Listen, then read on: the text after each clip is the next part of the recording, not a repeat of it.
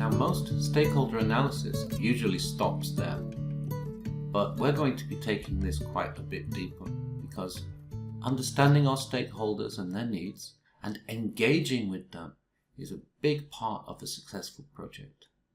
So it's not simply about finding the problem stakeholders and dealing with them, but engaging as much as we can, as efficiently as we can, in the best way we can with all of our stakeholders is going to make that project much more successful.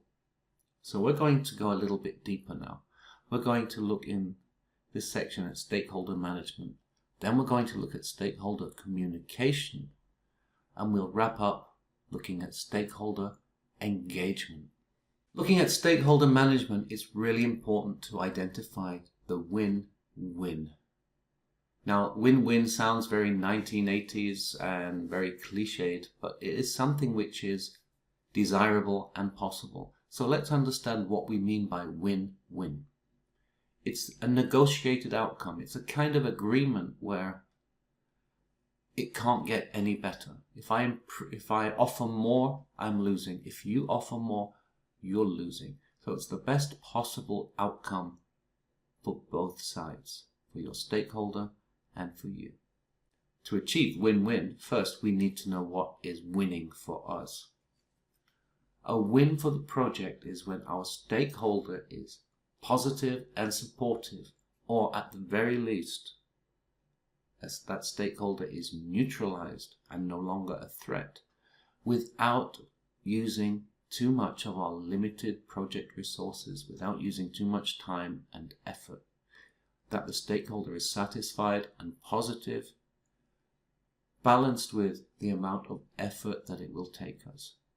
So a win for us is managing the stakeholder effectively without negatively impacting the project. Having one-to-one interviews explaining the project with various stakeholders might be a big win for them. It would be a loss for us in terms of the effort that we have to put out there to make it happen.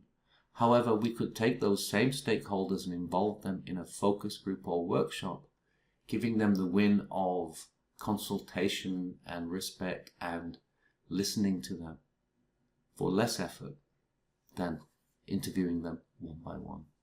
So identifying a win-win outcome in terms of our stakeholder management can require time, effort, and creativity.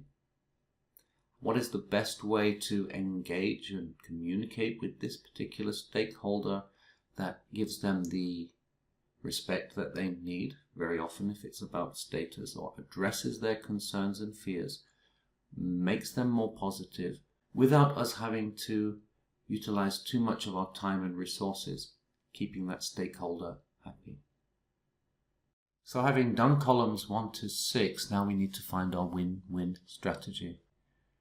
Remember, a win for us is the least effort possible to keep that stakeholder happy. So is it sending them a report? Is it inviting them to a focus group discussion or a workshop? Is it going to see them one-to-one personally? Are we going to put them on the steering committee?